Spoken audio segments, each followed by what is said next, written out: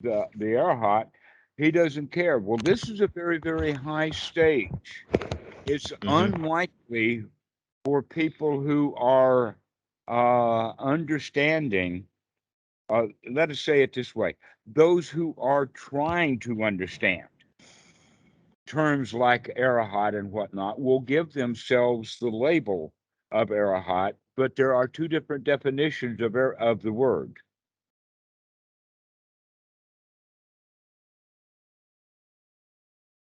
So we were talking about, there we go. Now we got it. Okay, so we can start.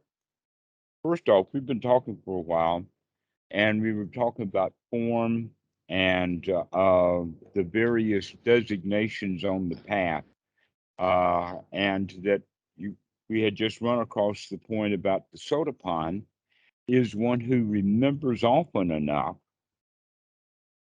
that he can basically then talk himself out of the mess that he just got himself into. Mm. That's the way that we look at it. That the Sotapan is the one who can talk, who can remember to talk himself out of the mess he just gotten himself into. Okay. And the So mess he's then is feelings, the feelings of wanting, the feelings of not liking, uh, and so also the mess can be misstatements. And when we recognize that we've made a misstatement, then we can correct it immediately. That's what the Sotapan is all about, to be on alert enough so that they can catch themselves. Now, it's said that he may wander off into messing for about 7 times at the most. That number 7 seems to be a magical number that's used all over the place. The Buddha uses it, and so we can use it there too. Now, most people think that the Sotapan has to do with 7 lives or 7 um, rebirths. Well, it is true that it is 7 rebirths. The mess is, in fact, one rebirth after another rebirth after another rebirth of selfishness. And you can mm-hmm. see it how people are arguing so that A will say blah, blah, and now B will come in with a selfish remark and he'll say blah, blah, blah. And then the next guy will say blah, blah, blah. And then this guy will come in a second time and say blah, blah, blah. After 4 or 5 or 6 times, this guy says, enough of this. I'm out of here. Mm-hmm. Okay. He does not continuing the argument. The argument for ordinary people may last days, months, years, or uh, A lifetime. well, a whole lifetime maybe of just keep arguing. But with the Sotapan, we're waking up. We're intentionally watching what we're doing. So that means that that sati will come back soon enough. The question is, how soon does the sati come back? And that's the teaching then of the Buddha of the Sotapan, the Sotagami, the Anāgāmi, and the Arahant is how fast is the sati? Mm. Okay, the sati for ordinary people is slow. Sometimes it takes years for them to wake up. The Yeah. Sotapan is lickety split comparison to that. Lickety split is the Sotapan. Why? Because he can only, 7 times, 7 mind moments, or at most 7 minutes later, and Yeah. he's finished with this stuff, and he's back into feeling good again. Um, I think I had a 15-minute situation before I called you today. Before I got out of it. Maybe 10. I don't know. okay, well, that's something that we can also use as a reference guide of how, if I do get unhappy and upset and give my crap to other people, etc., how long am I stuck in that? Most people are stuck in it most of the time. Yeah. But with the Sotāpanna, who's been able to get himself out of it so often, that means that now we're on much more alert so that we can get ourselves out of bad mental states fairly quickly. Well, actually, I had been in that same argument with myself. It wasn't with anyone else, but I've been in that same argument with myself before a number of times. And I think that's why I was able to kind of rather quickly just say, you know what, the only way to get through this one is forget about it and let's go sit and take some deep Hmm. breaths. And I got myself into a good state, and then we were able to put that behind us, and it was really nice. Great. That's wonderful. Okay, so let's go to the second one, and that is the Sotāgāmi. The Sotāgāmi does not actually finish the fetter number 4 or 5, but he does have the first 3 fetters the same way that the Sotāpanna does. Now, the first 3 fetters is actually the first fetter is understanding personality view. And that understanding of the personality means that we now begin to understand that our problems are caused by our selfishness. When Hmm. we understand that our thoughts are caused, or that our problems are caused by our selfishness, we now begin to get on guard for watching that selfishness. Yep. The next fetter, the fetter of Sila Bhatta Paramasa, or the fetter of causing of rites, rules, and rituals, we begin to see that most of the time we are selfish because we are taught to be selfish by the laws, rules, rituals, and the way that society operates. In other words, society teaches us to be selfish. And when we are watching for that selfishness, we also watch out both for the internally created and the externally created selfishness. So Hmm. that would be the next one. The third Yeah. one then is So doubt. is And that like when we're not in seclusion? Is that what you're getting at? right. So here's the way that we could look at it. For the practicing Dhamma practitioner, there are 2 states of being, the state of seclusion and the state of metta. Those are the only 2 states worth having.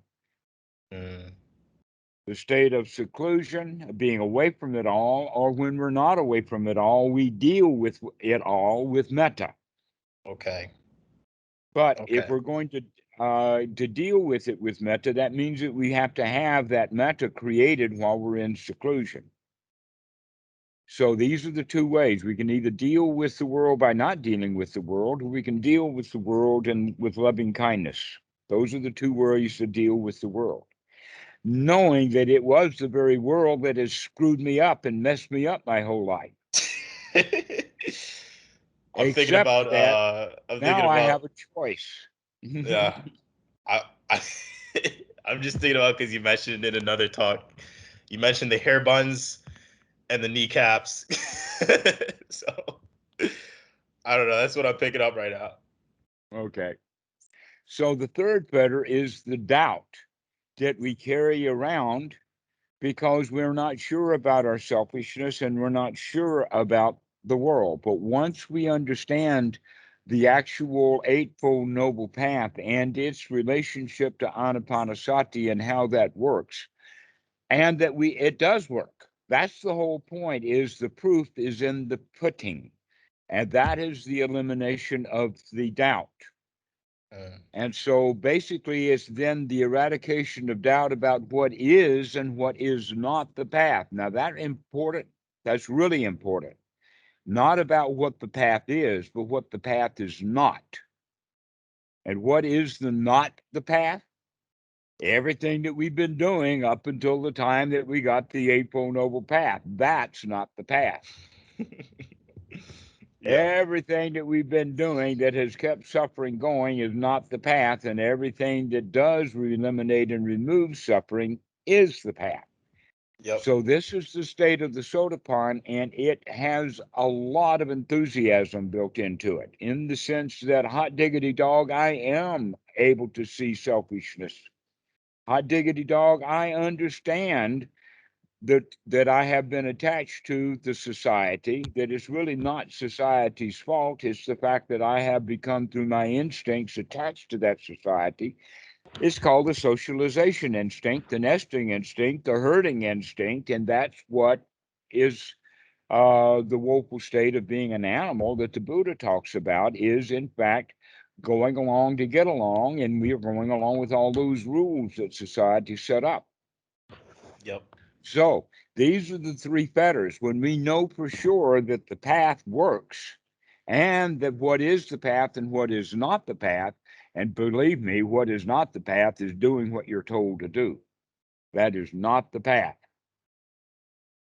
That's Isn't that hard to believe because here you come to the guru and the guru tells you what to do, but that's still not the path. The yeah. path has to be discovered within. One has to see it for themselves. We cannot take someone else's instructions for it.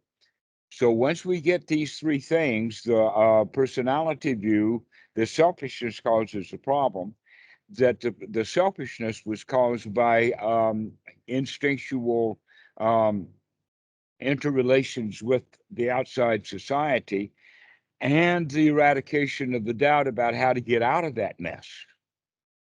That's when one becomes a Sotāpanna, but we still have all the greed and all the ill will, just not so much delusion anymore. Yeah, that makes sense. So now the greed and the delusion has, the greed and ill will have to be monitored.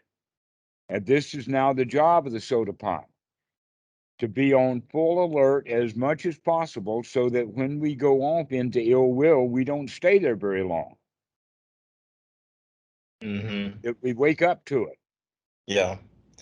That we've been practicing waking up. So now we wake up. Now, here's the thing. When are we most likely to have ill will? Is when the outside world puts stress on us. Yeah. And we don't like it. Okay. Mm-hmm. But what we need to do is wiggle out from under it rather than complain about it. So go into seclusion.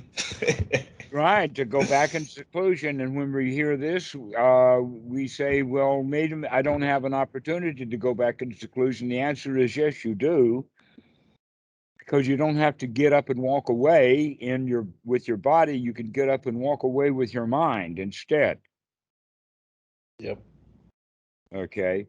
So the Anāgāmi, or the Sotāpanna, then is practicing to eliminate this greed and ill will. So that means that he eventually gets really sharp at being on his toes so that when ill will does come, he does not spend 7 hours or well, not in 7 hours, but let's just say 7 minutes in ill will. That he wakes up quicker and quicker to the point that he only will say one outburst. Okay, one outburst will be all that's there. An example of that, recently taking the AstraZeneca shot. I got shot Friday. Oh yeah. Okay, and I was just that one moment of there I am sitting while she's getting the needle ready, and I'm not even looking at what she's doing. I'm no longer interested in what she's doing. I give her my arm. And then as the needle comes in, I can feel that, and I says, that's okay. And then it becomes very sharp. And that sharpness only lasted an instant in my mind because I said, that's okay. This is all right. There's no problem with it. But in fact, it does take quite a while. It takes 5 or 6 mind moments for that shot to be delivered, which all of that sharpness is there in the mind, and unless you can put it out in the mind. Okay. So that shot that I was giving, I only had not liking it for just one instant. Okay. And then, but I didn't give her any reaction. I didn't pull back. She didn't know that, in fact, that girl had probably given 100 shots already in the past hour or two. And she doesn't get a whole lot of people. Nobody reacts to it on the outside, but they react to it on the inside. Okay. But we're talking about at the real level that that at the level of Sotāgāmin, there can be an outburst. Okay. An example of that. In fact, I think you were there the day that Kitty poured coffee on the hard drives. You were there. Yeah. You saw how I handled that. Okay. That rather than getting angry or uptight or freaked out about it, I just turned the drives off, wiped them off, and then after the call, I told Kitty how to be careful with the coffee, to not hold coffee over the top of electronic equipment because it might spill. And she was good with that. And the point is that under ordinary circumstances, having coffee poured on active operating hard drives is freak out time. Yeah. Okay, so how can you not freak out about that? The answer is in this path to recognize that freaking out is not going to help. Yeah. And we have to recognize that very quickly. So the Sotāgāmi then is going to have one outburst. That outburst would be in that particular situation of, watch what you're doing. Why don't you want to? And then he remembers and stops right then. Okay. That was all it took. And then he woke up. Yeah. Just one outburst. But with the Anāgāmi, he doesn't have an outburst, but he does something about it. There's no outburst. It doesn't come up. It doesn't bubble up, or it doesn't come out. This is what we would mean by that it's formless. Right. Which one is this again? This is the Anāgāmi. And this is after Sotāgāmin. This is after Sotāgāmi. The Anāgāmi is the one who has basically taken care of ill will, and he's taken care of greed, but he hasn't taken care of the deeper aspects of self in the sense of those are my hard drives. He still has those 5 fetters. And there's still an outburst at that stage, you said? Well, no, at the Anāgāmi, he would act the way that I did. Okay. In the sense of no outburst, just take care of business. Got it. Okay. The Arahant, he's going to let her pour coffee on the hard drives because you don't give a flip about hard drives. He's good with or without hard drives. Yeah. Yeah. Okay. That's cool. That's the issue is that the Arahant, he doesn't care. Well, this is a very, very high stage. It's unlikely for people who are understanding, let us say it this way, those who are trying to understand terms like Arahant and whatnot will give themselves the label of Arahant, but there are 2 different definitions of the word. Okay. The original definition of the word Arahant means one who is worthy of respect and worthy of gifts. Now, that's a very specific definition, but it's really, really general in its context. Yeah. So when someone is an Arahant, that means merely that they're worthy of respect and they're worthy of gifts. That's all it means. That's not particularly high up there. That's not particularly high up there. Exactly right. I'm pretty worthy of gifts and respect. Call me an Arahant. In that regard, then you could, let us say, you could technically, without guilt, use the term Arahant. And there are guys who use that term for themselves. Yeah. And I give it to them because I understand that that word has that particular usage to it. I'm going to change my name on Facebook now. I'm going to go by Arahant and Keyshawn.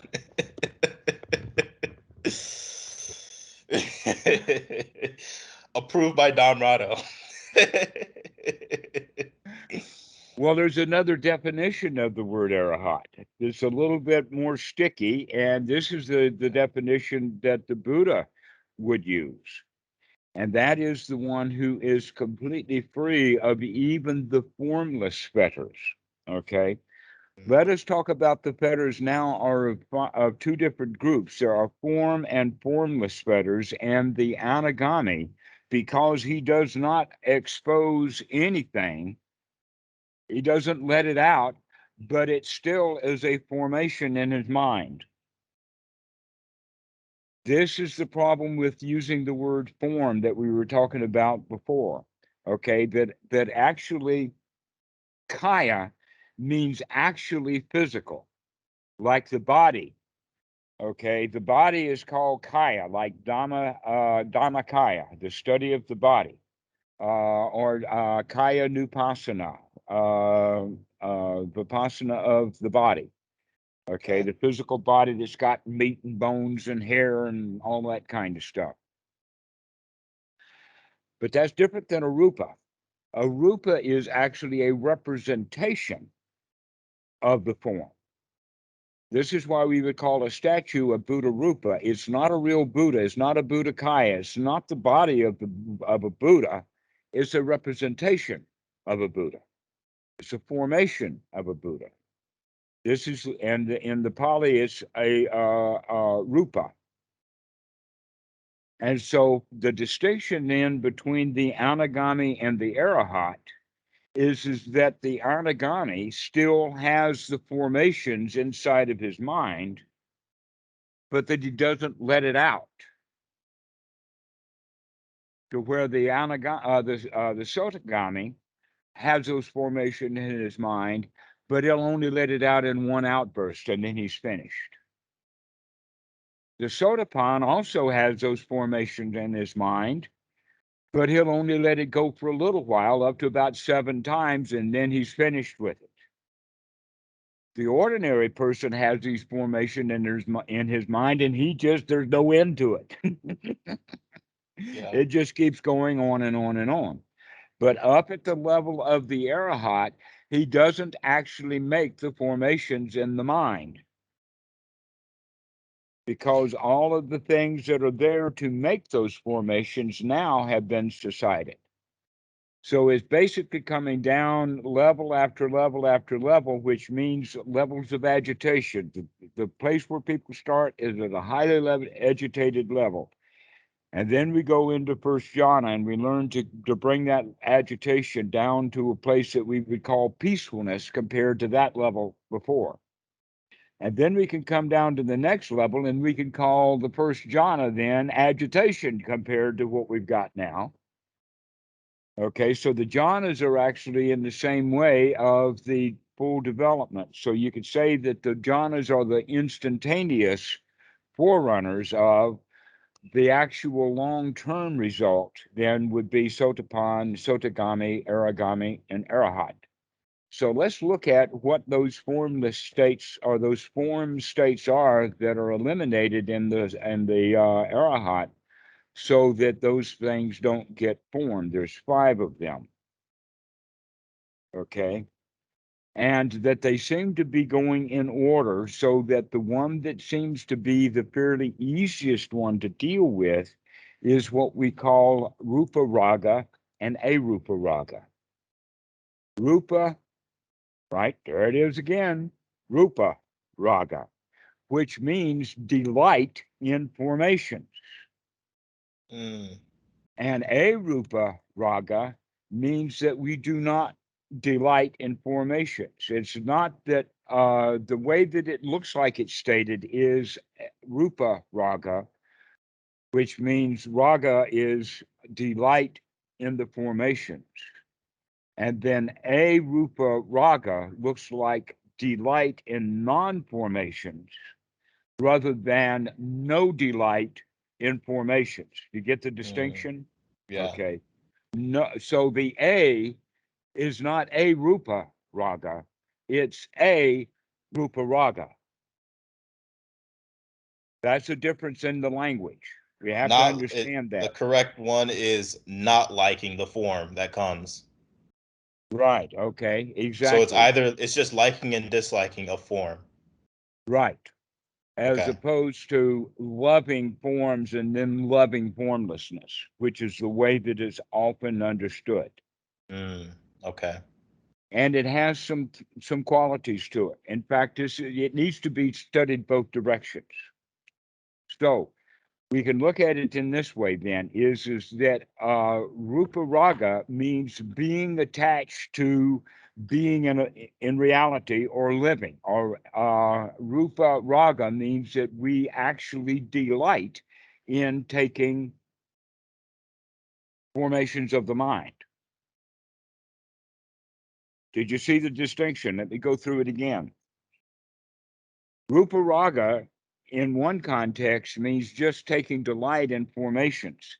The other one means to be attached to being alive, basically. So that we could say that Rūparāga is, in fact, the self-preservation instinct on one side. And Delight in on the other formation. side, right. So we want to delight in being alive. We want to delight in taking form. Okay. The other side of that, then, Arūparāga would means now we're going to take delight in no form. That's suicide or suicidal. Okay. Okay. Now, when I use the word suicide, I know that most people will hear that as a derogatory word. But another way of understanding suicide is that that's the end for everyone. Everyone commits suicide. In other words, when things get bad enough, we check out. That's what death is. Death is almost always a conscious choice. It hurts too much to live. Mm. Okay. So you'll say, well, what about a guy who falls out of a building or out of an airplane and he lands on the concrete floor? Right? Well, what is he doing the moment before he gets to hit the ground? Some people could be dead before they hit the ground. They could give themselves a heart attack or whatever because of impending danger. Right? And the other guy can say, so far, so good. Let's see how we handle this. That in fact, if he's had paratrooper training, even if he has no parachute, he's still going to land like he would be hitting the parachute, which means that he's going to be in a particular posture so that he can land on his feet, bend his legs, and roll. And if that's his intention, he might survive. Wow. But a lot of people will just say, oh no, this is death itself. I'll tell you something. There's a very famous person. His name is, in fact, he was the president of the United States, Ike, right? Dwight David Eisenhower jumped out of a plane and his parachute didn't open and he landed and later became president of the United States. Wow. Was he in a And, wheelchair? huh? Was he in a wheelchair? No, No. no. The one who was in the wheelchair was because of polio. That was Roosevelt. Mm. Okay. So, in that regard, we're talking about that we still have choices and that we always go eventually to this Arūparāga, which means that there are going to be forces that take over at the point of death so that you accept death. There is a time when the self preserve instinct fails or turns upside down. You can see that. I actually saw it out here in the yard several times this year. When the rooster from across the street gets loose out of his coop, flies the coop, and runs into the dogs, and now the dogs are chasing the rooster. As long as the rooster is not caught, the dogs are chasing him, and if it's just one dog, the rooster will always be able to get away because as soon as the dog gets close, he can fly up into the air just a little bit.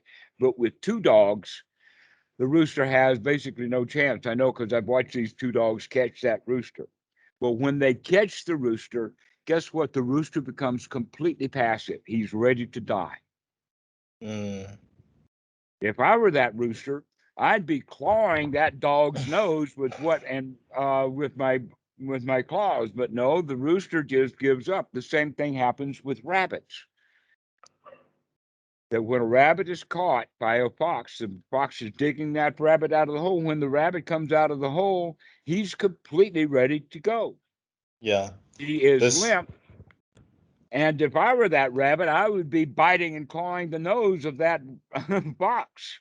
this is something related to what I wanted to talk about a little bit later, which is that in 2019 there was this guy that got attacked by a mountain lion, and he fought it off and killed it with his bare hands. Mm-hmm. Right. Yeah. That's when the self-preserve instinct is very, very strong, and the Arūparāga is very, very weak. Mm. Okay, so that's one definition of Rūparāga versus Arūparāga, is that when it's time to go, are you ready to go? Okay. Or are you going to take the fight otherwise? Now, this is the standard definition of it, but there's a better way or another way of looking at it, at least, and that is instead of saying Rupa, Rupa Raga, and take, because this is taking delight in non-reality, or excuse me, non-being. So death means that I am now willing to give up the body. It's time to die. I exhaust. I say goodbye, and I'm out of it. I'm ready to go. That means that now we no longer are taking delight in being alive. Now we're going to allow death to come, and we can do that happily. Now we can take delight in dying. Right. When the time comes, we have much no choice except how to accept it. Are you going to accept going to death, or are you not? Are you going to fight against it? And how would you know the difference? And that's an interesting point about how to know the difference, because the guy, some people, when they see the mountain lion, they say, now it's time to die. And other people will meet the mountain lion and says, come on, dude. And so this is always something that happens with inside the mind. Now let's look at the other side of it. The Arūparāga is now Rūparāga. And that means that we're no longer taking delight in forms. So rather than taking delight in the formless, and in fact, that first definition is where people get all confused about jhana in the sense of when they talk about Rūparāga versus Arūparāga, what they mean is that the person is no longer taking delight in the physical world, and they want to go take delight in a mental world. So Okay. it's the heavy duty meditator who goes into the fourth jhana, and he takes delight in being in that fourth jhana. That's what we could also say is Arupa Raga. Got it. But there's a better way of talking about it. And that is, instead of saying Rupa Raga and Arupa Raga, we can say now is a Rupa Raga. That's a different way of looking at it. The Arūparāga means that now I no longer take delight in having formation, which means that going back to the time when the coffee was built on the active hard drives, when the coffee is spilled on the active hard drives, the Arahant will say, "This is not me. This is not mine. That's not an issue. It's not a problem. And so I will not take delight in that form, the hard drives, or I will not take delight in me who owns the drives. Right. So I no longer take delight in formations. I allow things to be like they are without having to make mental formations about them.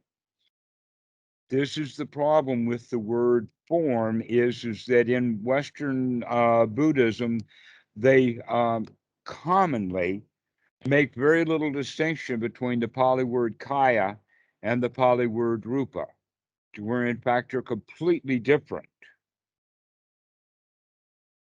One is real reality, and the other one is perceived reality. The rupa is perceived reality, just like an icon or an avatar or a symbol. Symbols, avatars, icons, etc., are forms. A flag is a form. It's to represent something. So the Christian flag represents Christianity. Christianity is the kaya. The flag is the rupa. Got Is it. that making sense? Yeah. The Buddha Rupa is a statue of the Buddha. It's a representation of the Buddha. It's not the real thing. Right. Okay. So when I say I've got Georgia on my mind, the song, guess what? I do not have Kaya, Georgia, the real Georgia, the entire state of Georgia with the city of Atlanta and all of that. That's the Kaya. But the Georgia on the mind is a Rupa. It's a mental image or a creation or a construction or a formation. And at the Arahant level, don't bother to do that kind of stuff. We no longer take delight in forming things. And so now it's a Rūparāga, no longer taking delight in ideas and forms and things like that. So now we've got two of the five higher fetters, but this one seems to be quite important, doesn't it? Because in one sense, it has magical qualities in the sense of, oh, the guy is just lusting after the fourth jhana, or maybe he's lusting after death itself, or maybe he's looking to be reborn in heaven, which is a heavenly place which has no physical body to it. Well, guess what? Even though heaven is not kaya, heaven is rupa. It's a concept. It's a mental formation. So you could actually use the word concept as the word form. When you use the word form, that's a concept, or in the Pali, we use the word rupa. Wait, can we go back to the Georgia example? So if you had the Georgia kaya in your mind, what would that be exactly? That would That be would like mean that my part of my skull would be in Atlanta. I mean, excuse me, part of my skull would be in Florida, part of my skull would be in Mississippi, and part of my skull would be in South Carolina, and part of my skull would be in Tennessee. right. The real That's thing. ridiculous. Right. Yeah. The real thing, the real Georgia. The whole Yeah. show would be in my mind if I had Georgia on my mind in a real sense of kaya. But in fact, in the song, we're talking about having Georgia on my mind, which means now I'm thinking about Georgia, which means I'm constructing or I'm making concepts or I'm making forms, mental formations of Right. Georgia. Okay. The Arahant, he don't got no Georgia on his mind. Mm. So making those forms is suffering. Both the kaya and the rupa of Georgia is suffering. Thinking Both of them about are. Georgia, both of them are suffering. Have you ever been Mm. to Georgia? No. Even thinking about it is painful.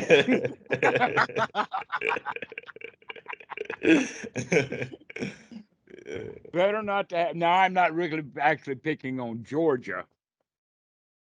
It's just because of the song. I mean, we could have had California on the mind and it would have been the same thing.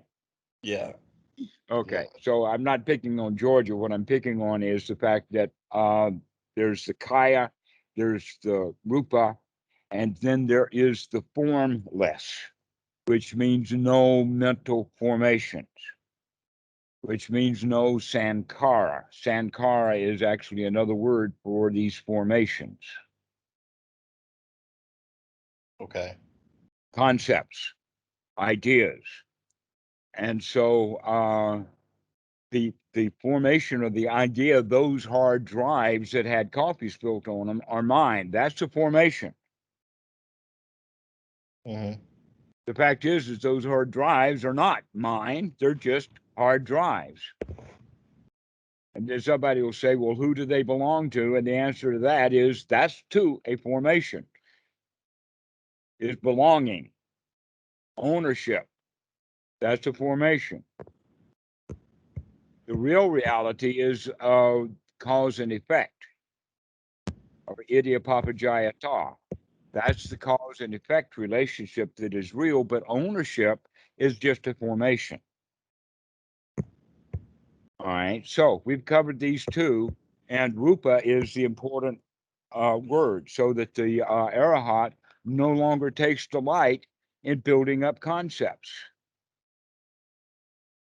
And sometimes we can catch ourselves making concepts, and then we can say, wait a minute, I don't have to do that anymore. What a relief it is to not make concepts, to not build forms, to not have imaginations.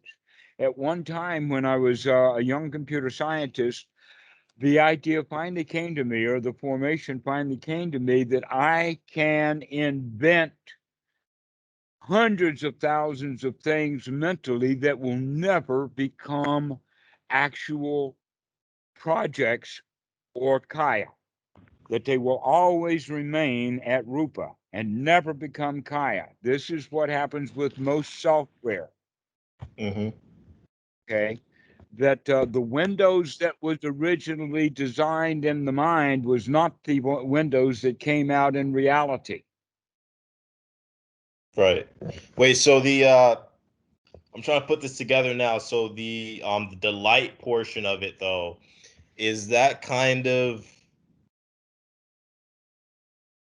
the driver, I suppose? So like let's say if we think about somebody playing a slot machine over and over again, they're getting that dopamine hit off of playing the slot machine. They're taking delight. That's the delight portion that's coming in, that's keeping them going on this Mm-hmm. form of making a bunch of money, right? Right.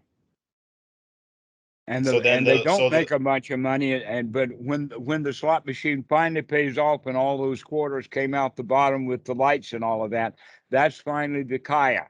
But every time he pulls the handle, that's rupa. right. Yep. Every time he pulls that handle, there's more hope. I might get the kaya, I might get the reality of it, but right now it's only in my mind. The Arahant's going to Mm. take a look, or a lot of people will take a look at that slot machine and say, I don't have nothing to do with that thing. So the Because form all is I'll do, like the form is basically like burning the mind, like spinning the mind. Because I could just see that just like spinning the mind the entire time as you spin the wheel. You keep spinning the mm-hmm, mind because you have that delight in this because hot stuff. You we taking take delight in hot delight stuff. in creation. We take delight in creating things. Yeah. Okay. So uh if we do that, if we take delight in making formations, then those formations that we make, we're subject to dealing with because we made them up. We conjured this thing up. We manufactured it, right? Right. Now that we've manufactured it, that the manufacturing of it is actually a kind of restlessness. Mm-hmm. Okay, so this is now the next item on the list is restlessness. The next one on the line is, now that I've made this thing, how does it compare to everybody else's? This is where conceit comes in, and this conceit is the real issue with the self, because we wind up with the self being in competition with other people, with other things. We compete, but we don't compete over kaya. Generally, we compete over rupa. We compete over our ideas of things, Yeah. and so we often cannot really compare rupa, because one rupa is in one guy's mind and the other rupa is in the other guy's mind, and both of them have the idea, well, we cannot really battle this out at the level of rupa. We've got to go to the level of kaya. And that's where the contest actually comes out, is in kaya, but the original contest started as conceptualizations. Right. And that's where the mana comes in. Mana is the Pali word, and what it means is conceit. But a working definition that we could use is competition. Mm-hmm. And what we're competing over is our concepts, our rupas, not our kayas. Kayas don't need to compete because there they are. It's only the rupa that comes in that says this kaya is better than that kaya. Yeah. All right, so it's all concept. So the Lamborghini is one car and the Toyota is another car. They're just two different cars. But when you say, but the Lamborghini is faster than the Toyota, that's a concept. Trying to make the Lamborghini better than the Toyota. Except the Toyota's been going touring down the road at 60 clicks while the Lamborghini is in the repair shop. And now who's faster? and so in that regard, we have to understand that this competition thing is built in restlessness, is built in dissatisfaction, and is built in concepts. And these concepts are mental concepts, these mental forms that we make, these rupas that we have. And then the last one is what we call ignorance. Now, this is the final ignorance. In fact, we could say, wait a minute, what are you talking about? Because we've already done ignorance with the first three fetters. We've come to the knowledge when we came to Sotāpanna. The answer to this is that the reason that ignorance is the last fetter to go is because finally we accept that we are in fact ignorant. That it doesn't matter how much we know, we don't know everything. We cannot know everything. Some things are unknowable. Some things are irrelevant. In fact, most of the reason why things are unknowable is because they are irrelevant. Here's an interesting point about that. The Big Bang Theory, we don't know. The Christians say, oh, God did it. And the others say, well, it was coming out of nothing, but it was a bang and all of that kind of stuff. Actually, the answer to those kind of questions is that it's irrelevant. Why is it irrelevant? Because we don't know what caused it, so we've got no evidence. In other words, all we have is Rupa. We have no Kaya at all about the Big Bang. That's gone. It's over. The only thing that's left is the imaginations of the Christian preacher and the imaginations of the physical scientist.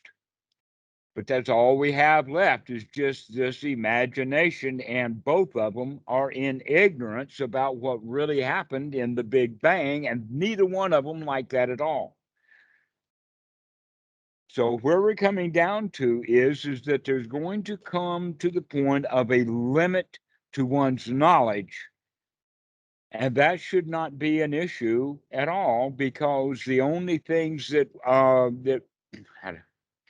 the only thing that was important is that we begin to understand how we create things in the mind and then become attached to them and compete with others over them, and we still don't have it good enough.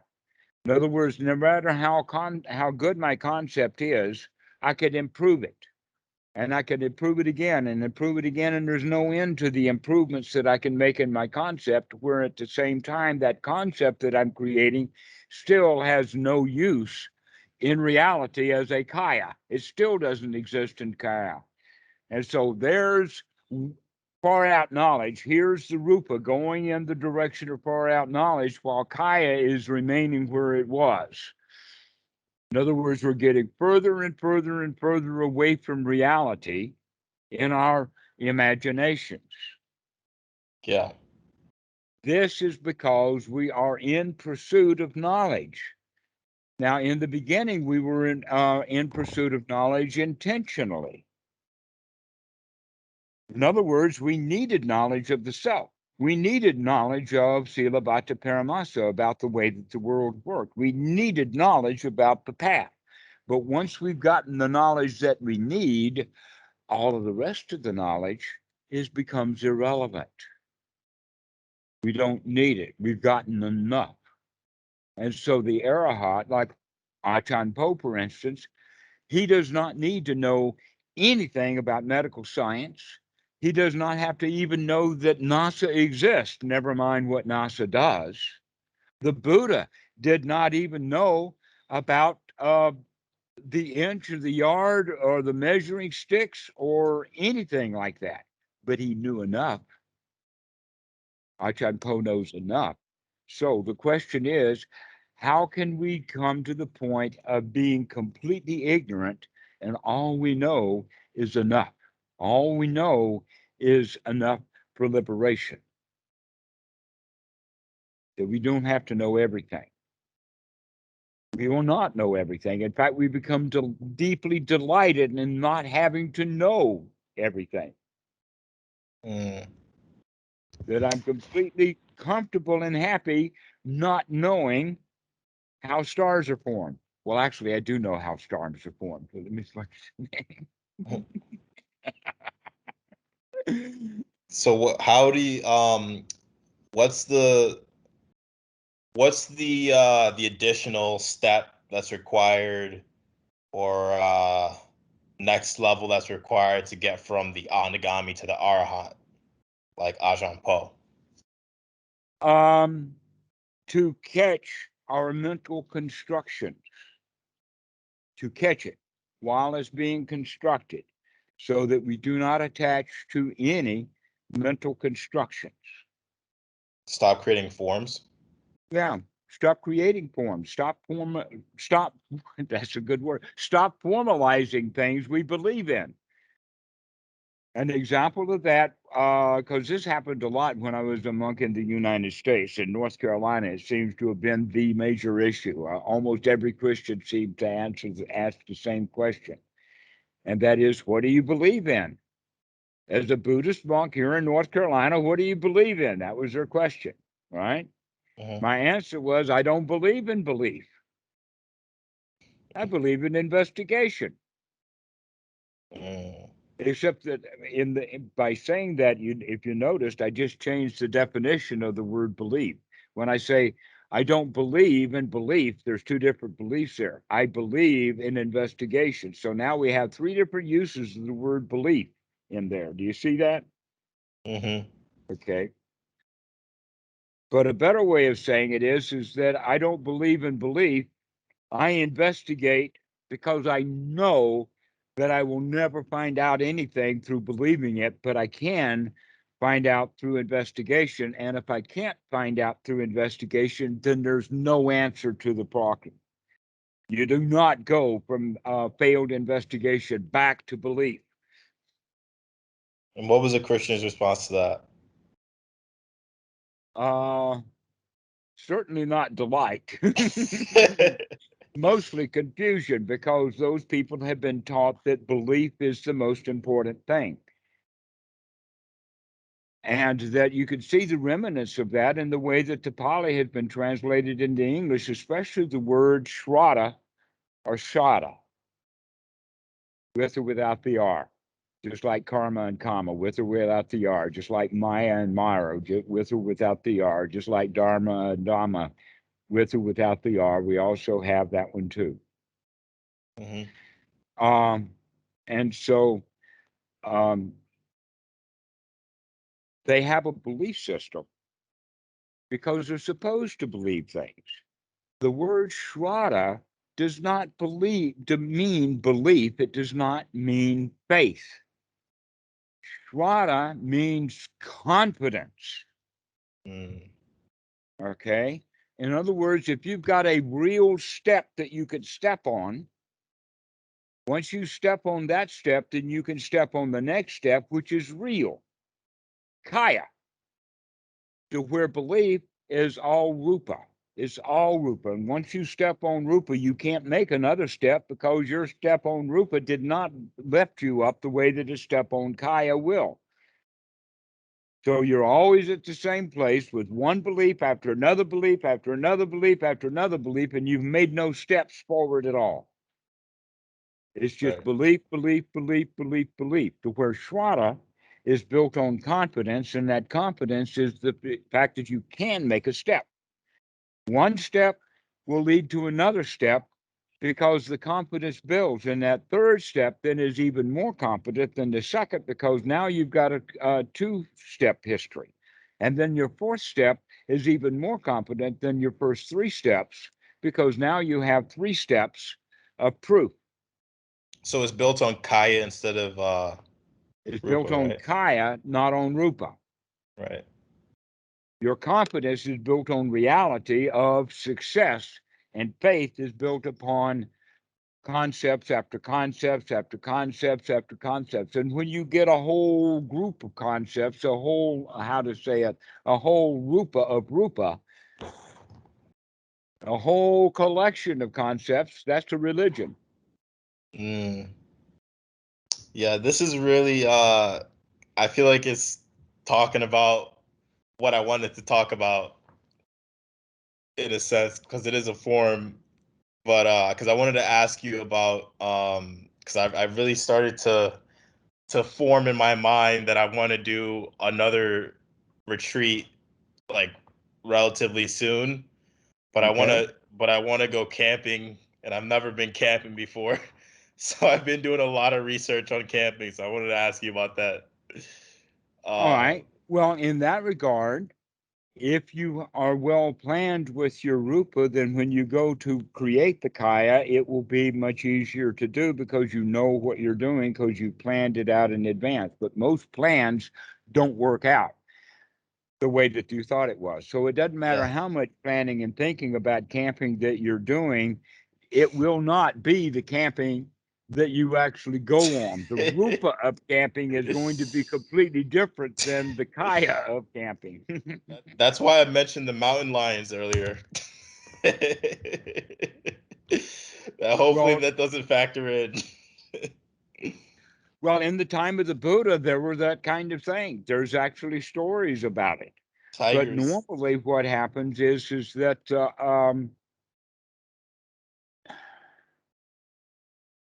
the lions themselves are smart enough to know that a big, big animal that's taller than they are, like a human being, is going to be a big job.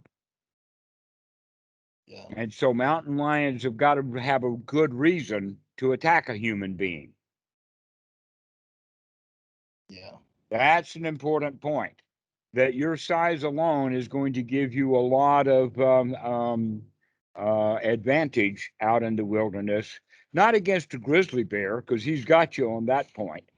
But for mountain lions, they're about the size of a dog, you know. They're not all of that uh, ferocious when you're twice as tall as they are. you Uh haven't seen the Revenant, have you? the what? Revenant.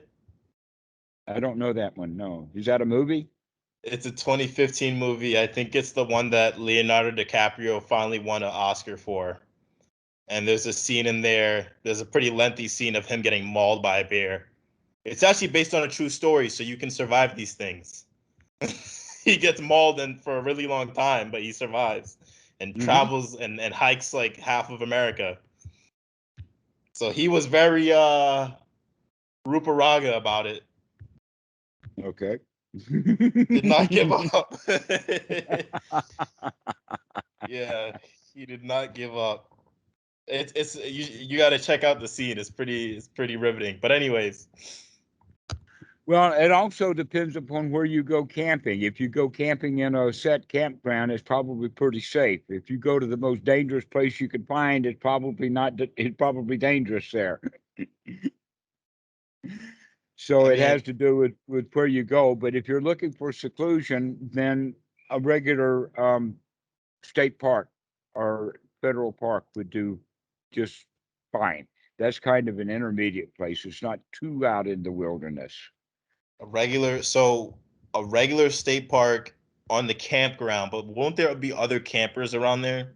It depends upon how what it your eye level.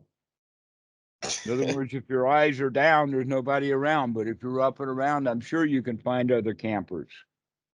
Yeah. I actually have been doing some research, like I said, and I found one. I think it's called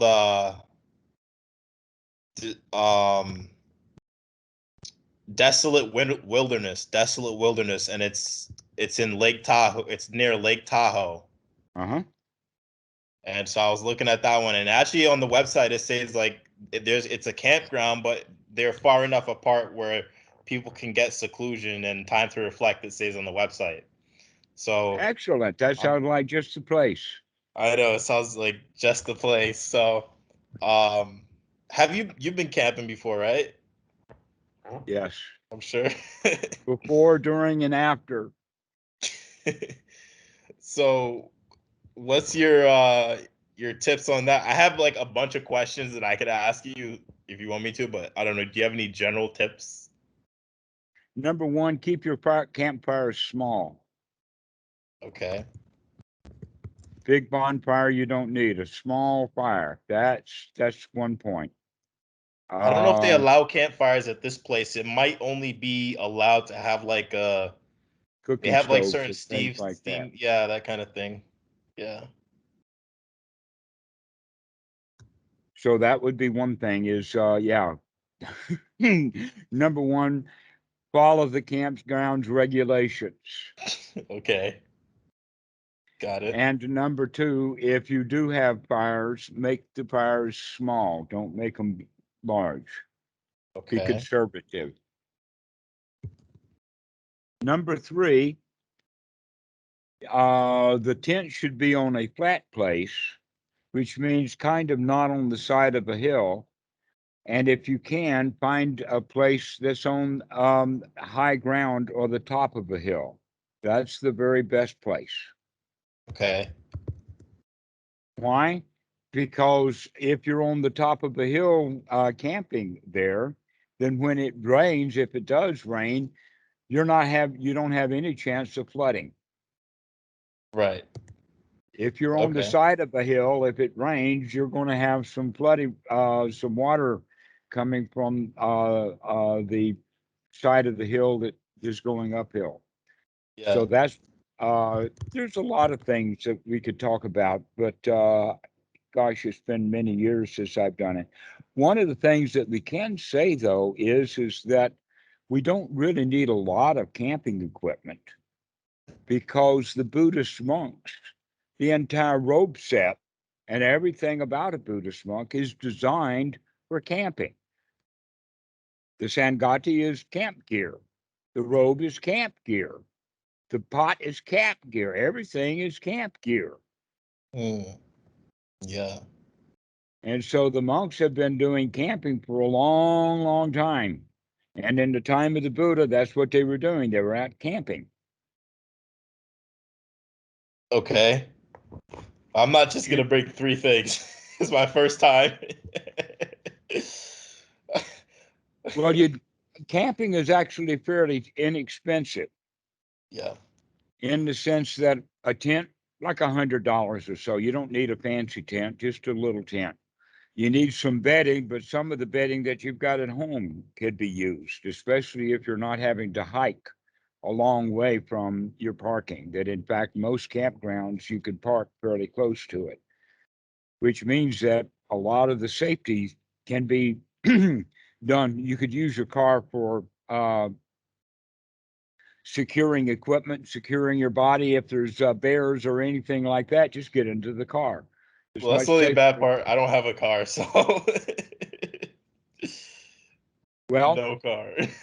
then you got to carry the equipment in there with you. So that's another thing is to pack light. Yeah. If you've got a car, that's one thing. You could pack light in the car, but if you're going to have to carry the stuff, that's a different packing light. So pack light, carry very little with you, Okay. and go off into seclusion and enjoy yourself. Okay, I wanted to ask you, so like sitting is gonna be different. I feel like if I'm gonna not bring a chair, because I typically sit with a chair. So I'm gonna have to learn to sit on the ground, and I'm probably gonna have to sit for shorter than I even do now. The important thing then that I would say is that if there is an incline or a hill, sit in a way so that you're facing downhill, so that your buttocks is higher than your legs. Okay. Sitting on a hill is actually much better than sitting on a flat surface for beginners. Okay. Why? Sit Because on the hill. the hill itself elevates the tailbone. Okay. So that would be one of the things. Also, you can take a padded cushion or a pillow or something like that for sitting on. Okay. But don't sit so long that the legs start to hurt. If the legs start to hurt, then get up and do walking meditation. Got it. Okay, let your body be your guide for when to sit and when to walk, rather than having a clock do it. Well, maybe this will be a good thing because I really have never really sat for any period of time on the ground before, so it'll be a learning experience for sure. You might, in fact, want to experiment with the clock in the sense that, like, the day that you arrive, you'll need it, or that you did to get there, and then the day that you'll leave, you'll need the clock. But the second day that you're there, you don't need the clock at all. Why do I need the And clock the so, first day?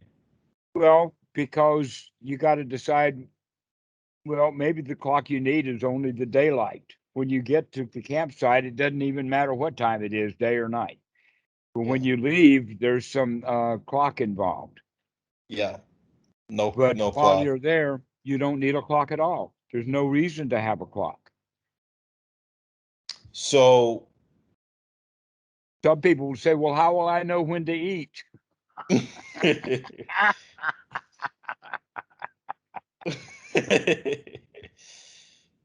um but I might, I'm probably gonna maybe want to take some pictures or something like that. I might do Okay. that. So like Well, with my you could, phone, that's okay, right? If I use my phone to take a yeah, couple sure. pictures. Yeah, using your phone for a couple of pictures is great. The real problem with the phone is the Wi-Fi connection. Right. Yeah, I might But not have take cellular take connection there. pictures. That's easy enough, right? Yeah. In fact, you would enjoy taking pictures of your campsite and pictures of the trail and pictures of any mountains that you're around and things like that. So yeah, that would be a good thing to do, is to take a dozen or so pictures. Okay. And you just Hundreds you don't mentioned need. no, definitely not. You just mentioned the food, the eating. I mean, this is kind of a more of a loaded question, I guess, but uh I've been trying to experiment with the eating once a day, just like here. And to be honest, I've not been successful yet. I mean, I think I did it one time, but I keep ending up like going for another meal like before bed because I get like really hungry. And so I'm just That's all right. wondering, Let your hunger be the guide, but also let your hunger be in training, hmm, in the sense that if you are hungry, eat. okay, But if you are also hungry, the other thing to do with it is just look at the hunger, in the sense of, yeah, this is hunger, but so what? yeah, I that's kind of what I do right now. Like you're basically saying, just like kind of see how long you could go without it, right? I Right. gotta I gotta move because my laptop's gonna die. Back to the bright room. Okay. I don't know if this is gonna be any good. I will say this, that when I was first a monk, I was quite surprised. In fact, every time he did it, I was surprised, but he kept doing it. Achan Po would show up in the middle of the day or the afternoon or something like that with bananas Mm-hmm. or an orange or some fruit. In other words, he was more concerned with me being well taken care of than he was me following some stupid set of rules. Mm. But he Okay. stopped doing it after a while, which I would expect. Yeah. Okay, because I didn't need it anymore. So it does take a while as part of the training. And in fact, in every meditation retreat that I know of, some of them do one meal and then a coffee or a tea in the evening. Others will have two meals, one at breakfast and one at lunch. And then the evening meal will be nothing but coffee and maybe a snack. Do you drink coffee in the evenings? When I say coffee, I'm talking about just any hot drink. Normally, it's a Milo kind of thing, or it is in Thailand. It's something that I don't know what it is, but it tastes kind of a combination between coffee and chocolate. I've had Milo before. It's really good. Okay, I so like Milo. But coffee so or a tea or a hot drink or something like that would be all that you need, or maybe that and a piece of fruit. But normally, when we get really hungry, we think that because I am really hungry, that means the only way that this hunger is going to be ceased is by getting a lot of food. The right answer to that is that I'm hungry now. Let me take this piece of bread and I'll eat this one piece of bread or whatever, and then I'll check again. Am I hungry now? And then I'll eat a little bit more. And am I hungry now? And pretty soon we can monitor the fact that we're not hungry. And a lot of times we're eating when we're not hungry because the food was already on the plate. yeah. So start monitoring the hunger so that you can solve the issue of the hunger. And that you can also say that hunger can be your friend. Hmm. An example of that is the hunger can be like, you know, Bhikkhu Buddhadasa talks about it in the sense that the best time to practice anapanasati is when you're sick. You Right. also know that tennis players, for instance, tennis players will put heavy weights on their wrist and then practice tennis with their arms extra heavy. Hmm. Okay. We can think of that also as hunger. Hunger is just another opportunity for practice. Okay. And that we can say that it has two advantages. One is that even though the body is giving signs of hunger, I can handle that. That hunger is not dangerous. Hunger is just merely a sensation. You know, the one thing I see what you're saying, and the one thing that I find to be kind of interesting with that is that the hunger is located sort of right where that meditation object that you're likely to be using is. You know, it's right on the stomach area, I guess. So Okay, yes, that area of the body as well as the upper part of the chest, the more breathing area is also part of that. But yes, it is true that hunger is in the area of the body where we're paying attention to it. So knowing the hunger and regulating it. Now, here's something that's quite an interesting point, and that is that the hunger is a formation of the mind as much as it is a physical response. Yes, there is kaya, and there is also rupa. mm, Okay. And the way that that happens is that if you are in the habit of eating 3 meals a day, then the body gets used to eating 3 meals a day. And so when you miss one of those meals, the body will know it. And it will say hunger because you missed a meal. yeah. If you start eating 2 meals a day, now the body will adjust to that and start getting hungry for 2 meals a day. And if you begin to train the body, so it's okay that you're hungry now, but you're not going to get a whole lot of food, maybe just an apple or a banana, and that's all you get, or a piece of bread, and that's all you get, because that's all you really need right now. then we get down to the point that we can begin to have one main meal and one small meal a day, or maybe one big meal and then two small meals. But better would be one big meal and a small meal. Yeah. Then that small meal can be smaller and smaller to the point that it's just a cup of liquid, a cup of hot liquid like a coffee, or with sugar and milk, or a Milo or something like that. And that's all we need to rid that hunger. Yeah, that makes sense. And then we can eat once a day. The Buddha, actually, I've seen a medical article that was written by a doctor, and the whole article was about the Buddha. This medical doctor was talking about the benefits of eating one meal a day and how the Buddha had stumbled onto something that was quite remarkable.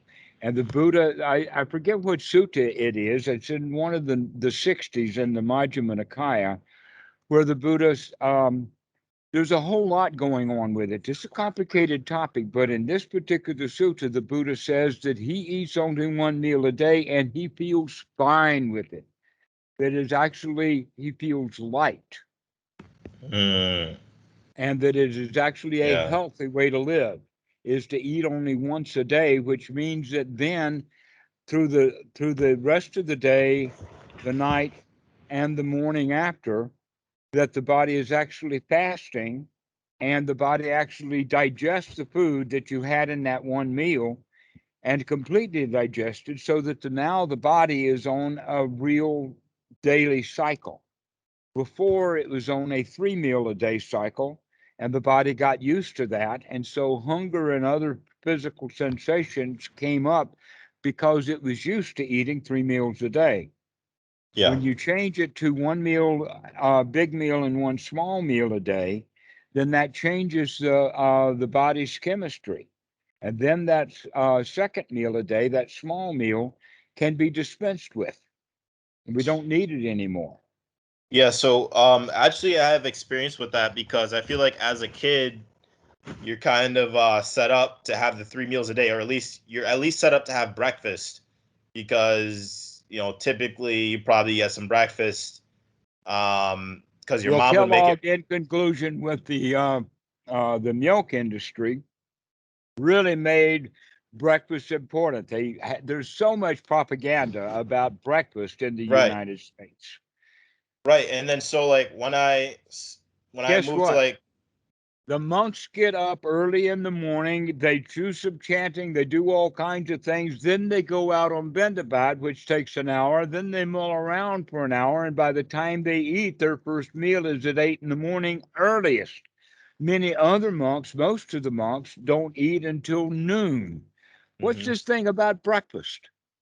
Yeah, no, so what I was getting at was that then when I went to school, I think maybe like it just became too much work or too much of an inconvenience to do the whole breakfast thing. So you start skipping that. And then now at work, I'm just like, I want as much sleep as possible. I don't want to get up early to make food. So, or I don't Mm-hmm. want, like, I'd rather do something else than, than take time to make breakfast. It just doesn't seem that important. And I don't like, I remember there was a period of time when I thought that, oh no, I'm not getting breakfast. This is like a problem. But then it became normal and natural to be eating only lunch and Mm-hmm. dinner. Although we do have like snacking in the office. There's snacks in the office, so there's that too. But Starting at about the age of 14 until I graduated from high school, I was a paper boy. First starting out on bicycles and then motorbikes and then bigger motorbikes and finally triumphed. mm, But the point is that when delivering newspapers, no time for breakfast. right. So I stopped eating breakfast at about the age of 14. I didn't eat breakfast again until I was in the Navy, because I eat 3 meals a day in the Navy. But after the Navy, I haven't had breakfast 50 years. Wow. You never do brunch or breakfast for Well, dinner or breakfast for well, lunch, breakfast food. brunch is just a mental formation, but brunch means that it's Oh, later. than breakfast. Yeah, no, I didn't mean that. I meant more like do you, like have you had like pancakes and waffles in 50 years?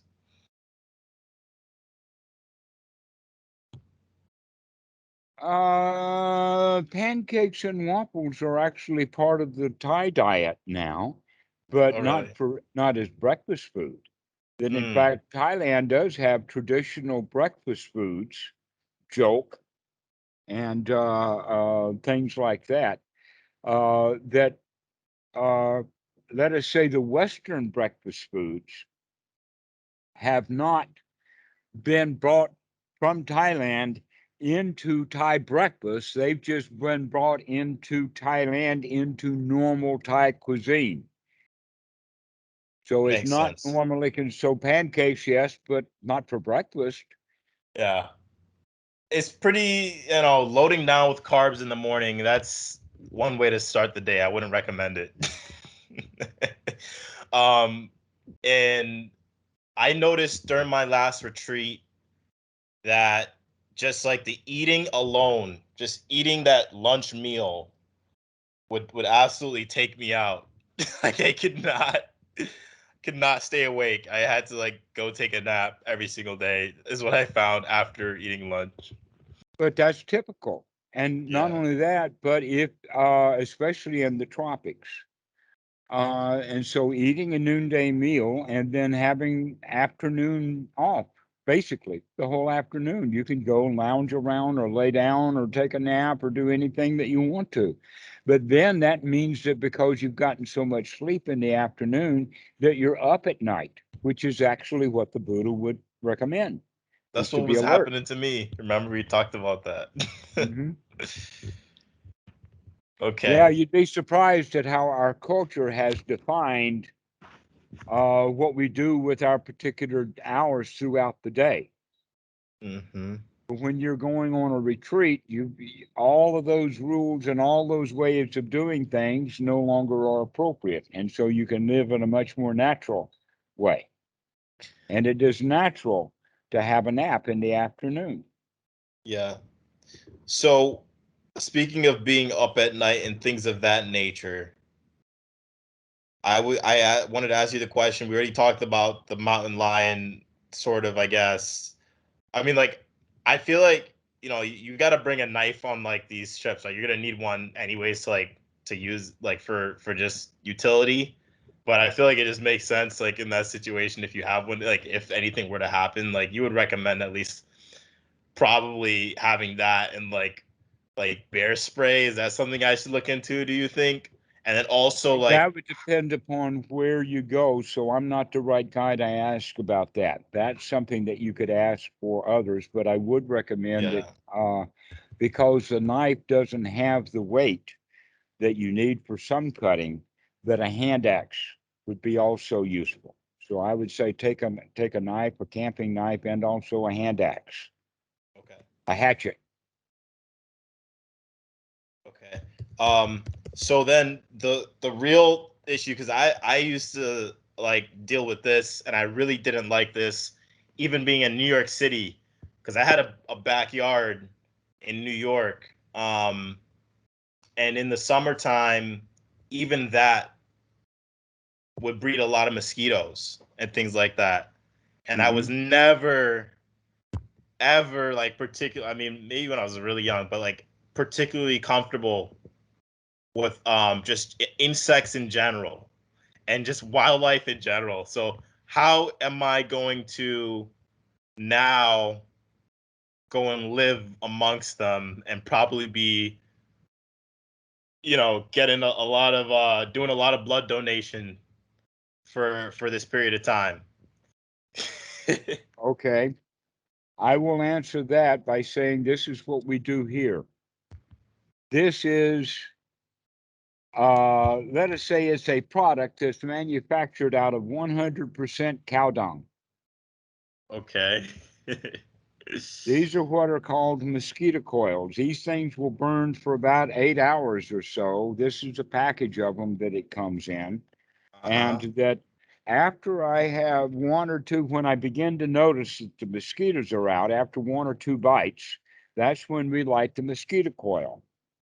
Mm. It is possible to get bitten by a mosquito occasionally after the coil is lighted, but normally the coil will be enough. Now, in some cases, the coil is obnoxious to others, so these coils are not allowed in a meditation hall for some reason or another at Wat Suan Mok, but that the coils are common for the guys to use in the coochies. In fact, these mosquito coils are often one of the gifts that are given along with candles, and in fact, the mosquito coil is the let us say somewhat modern equivalent of the incense sticks. When you give candles and incense and a lotus flower, these are traditional gifts to give to the monk. But the candles they use at night because they're going to be up at night, and the incense they use because that's the mosquito coil. That I Yeah. remember one time we were sitting up all night, and that I had an incense stick at each corner. I had one back here, one here, and one here, and I was sitting just completely surrounded by these incense sticks, and they worked By the mosquito coil. right. So the So, incense sticks that's something that a lot of people don't understand in the West, because the incense sticks they think are solely for incense. oh, they work as mosquito coil too. No, the incense sticks are mosquito repellent. Mm. Okay. And that some of the mosquito coils that we have are lilac. You can get a lilac mosquito coil. You can get sandalwood mosquito coil, just like they have in India, all the various scents. But the original incense stick was not just for incense, it was also as a mosquito coil or Mm. as a mosquito repellent. So that's the first thing. And you can probably find something at Walmart or Kmart or somewhere like that burns. But nowadays they have some sort of lotion, a spray, much more expensive in the West. These mosquito coils are cheap. I'm talking Okay. about that whole bag of mosquito coils, that huge bag that's got dozens of them in there, is less than $3. So I spend less than $3 a month on mosquito. Mm. Okay. So you would You could not go to Walmart and buy a can of spray DEET for $3, and it will not last a month. right. So do you recommend, so you're saying that, like, let's say I take my afternoon nap and I wake up at like, I go to bed at like 9 and I wake up at like 1 or something like that. Do you recommend, like, what do you recommend doing? Just like going and meditating, or do you recommend like staying up later and then going to bed? I don't know. What were you kind of getting at there? I recommend paying close attention to your natural cycles of clock. Okay. That if in fact we're going out camping in order to get away from it all, then why would you want to bring all of it with you? Like the rules of when you should do this, that, and the other thing. Yeah. Yeah. Right. Okay. All right. Even the part of the issue about when do the monks eat has to do not with when do they eat, but when they eat is dependent upon when they go out for food. And that's the important point. When they go out for food is when it's the right time to go out for food. At one Mhm. time, I was so delusional, thinking that the monks go out early for breakfast meant that in India at the time of the Buddha, all the women got up really early in the morning and did their day's cooking, and the monks came by while they were doing their cooking. It took me a long time to figure out, and being told that that's stupid. That the Indians are really great at eating at night. Mm. You go to India or Ramadan's the same thing. They fast all day and they eat all night.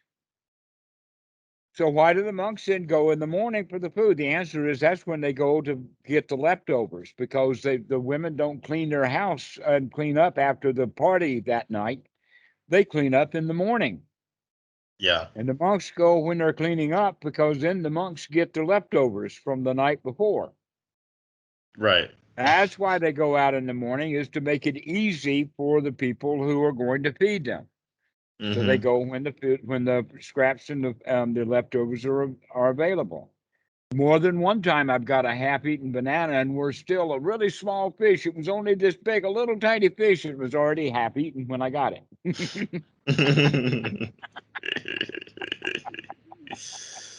uh, really quickly, I heard this one monk say that when he was talking about the eating one meal a day and how he still does that, he kind of put it in a way that did not sound the same way that you're putting it right now. So he was saying that you have the one meal and then you're just kind of stuck with that sense of hunger for the rest of the period. And whereas we're saying here that we that would adapt. be a new monk. That would be the way of a new monk who doesn't understand. After a few years, it winds up being completely backwards from that, because the body no longer, and it also has a lot to do with attitude. In other words, he's saying, well, I want to be a monk, but I can't control the body, so I'll just have to put up with being hungry every day. And so now he is hungry every day. He's in the Yeah. victim's position. I don't think he was a new monk, by the way, but yeah. So. Well, he may have been thinking about old times. He may have been thinking about and talking about the students, because he knows that they're new. Okay. But over a period of time, the body adjusts to the rhythm of the eating, and that hunger becomes no longer an issue. Okay. That hunger is just, it's just a bodily sensation, and we do not have to have the word, the feeling of hunger, or the word hunger associated with eating at all. We just say, oh, the body is hungry, so what? Now, that's an important issue. When you're out camping, that's one thing, but you can imagine that a monk is the back of a wat. He's living purely in seclusion. The wat's a big wat, and it's a jungle, and so it takes about 20 minutes to get to the front of the wat. Now, out at the front of the wat is the road where you have food stalls and all kinds of stuff. So when I'm talking about the front of the wat, that's where society is, including food stalls and all kinds of things. But it's a 20-minute walk from the back of the wat up to the front. Now, the question is about the hunger. Is this hunger so strong that I'm going to walk 20 minutes to get something to eat and then 20 minutes back? That's a 40-minute walk, just because of hunger? Or am I going to sit here and enjoy the fact that I don't have to go anywhere? This hunger is not much to me. I can handle this. And so it has to do with an attitude, you see. So the hunger is has a quality of a physical sensation, but real hunger is a mental state. It's a rupa, not a kaya. You have a little bit of kaya, which is the body sensation, and then you have the rupa, which is a big, I've got to eat because of this little tiny sensation called hunger. Right. Because Yep. we've been taught, listen to the way that mommies treat children. We do that all over the world, even in Thailand. Are you hungry? Are you hungry? Because if you're hungry and I catch you hungry, I've got to get some food into you right away, or you'll die or something. And so we in our culture have been taught in this indirect fashion that hunger is important, or it's a sign of danger. Where in fact, no, it's a habit that we've gotten into. We get into the habit of being hungry because of the eating style that we have. There's actually one society that I know of that typically eats 4 meals a day. It happens to be in Northern Europe, and they happen to be dairy farmers. So the dairy farmers in Northern Europe wind up eating 4 meals a day: an early breakfast, and then a midday breakfast, and then a lunch, and then an evening meal. So they eat 4 meals a day. which means then that they're getting hungry 4 times a day. If you go down to 3 meals a day and do that for a couple of years, then you'll be hungry 3 times a day. If you get down to 2 meals a day, then you'll only be hungry twice a day. And if you're going to 1 meal a day, then you may not ever feel hungry. Yeah. But Okay, in now all cases, hunger is not an important issue. yeah. Okay. I think Not the physical sensation. The physical sensation of hunger, the actual kaya part of it, is not an important issue. We've been taught that it is, and so we make it an important issue in the mind. So So I'm the on board answer to with you that, there, I can but handle this. I can handle that. It's just a little bit of hunger. I'll do all right with this. No problem. yeah. The next question I had written down, but I don't know if it's really going to be an issue with this place. Maybe it will, maybe it won't. But I guess with planning, I can figure it out. But I was just thinking I might, I'm just thinking about like I've never been camping before, and I'm going camping solo. I'm just like I don't know where I'm going. Like I've never been to this part of Nevada. Like I don't even know where I'm going. Like I'm just like the fear of getting lost. Like how am I gonna know where I'm going? Like, like going to this place, it's like completely. I You don't need a know. compass. You can either Okay. use a magnetic compass, a little dude that's about this big, but there's an easier compass, and that is start paying attention to where the sun is in the day. Start Okay. paying attention to what the sun is doing. Okay. The sun is your best clock.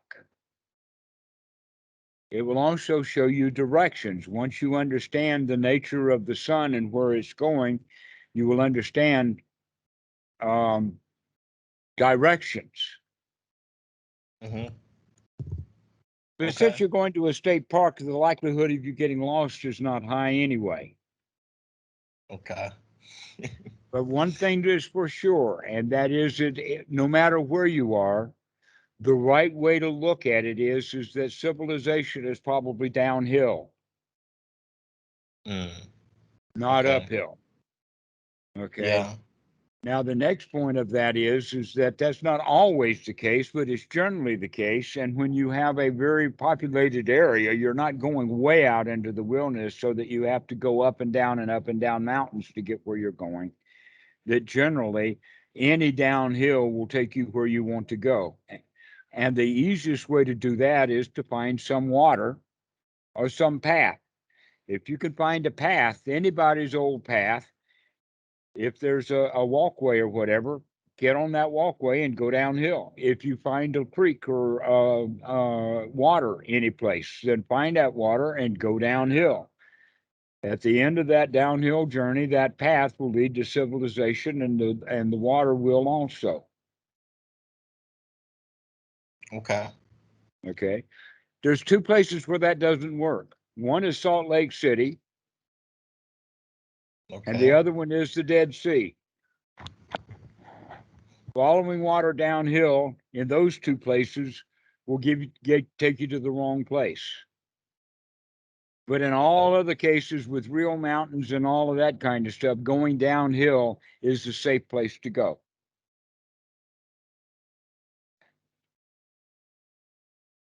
Especially Sounds water. good. If I'm you gonna can find send a path, you. Yeah, I want to send you some pictures of this place, man. It looks really nice. great. uh, so, and then my next question is gonna be about. So I'm kind of set on like if I'm gonna do this, like I want to get. I'm thinking that I want to do 14 days. Do you think I'm biting off too much? You can leave any time you want to. You are not biting off the 14th day on the first day. True. Yeah. So, on Okay. whatever day it is, the day you can ask, is today too much? No, I can handle today. So when you're biting off too much to chew, that in that phrase, what you're saying is, when will I become a victim? On what day will I turn from a lion into a victim? The answer is no.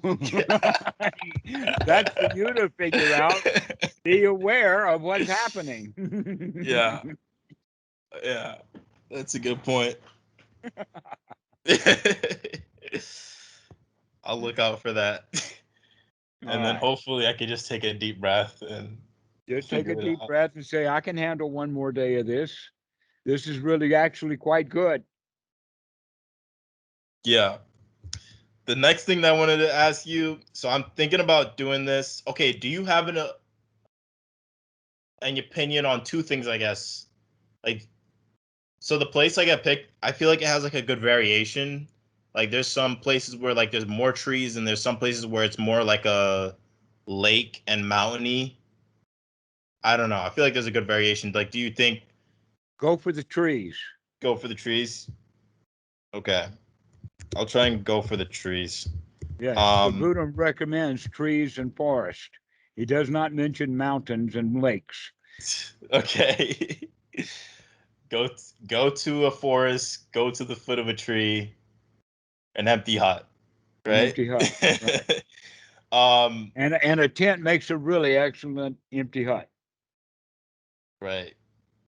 Okay, so with that said though, I'm thinking about timing right now, and I know that the temperature is going to start to drop as the summer goes by. Do you think like I should try and jump on this like in terms of like do you think it's a bad idea to go and I don't think I want to do it in the winter. I mean, that's just a little bit extreme probably. It depends But upon where you go and what you're doing. I would not recommend a Rocky Mountain retreat in the wintertime. yeah, no. But Lake Um Tahoe, that's not so bad as I'm thinking uh like it could September. be. I looked at the weather report for September and they're kind of saying like the high is like 70, 76, and then the low is like in the 40s, mid 40s. I think that's or it was Well, like the that high make was that sounds 69. like t-shirt temperature. You might want to take a t-shirt with you or something. Yeah. Well, not 40s, but I'm joking. Many people, the t-shirt is 70. yeah, that's what it says here. Lake Tahoe average is about 74 at the high and then 46 at the low. So I guess that's like probably nighttime.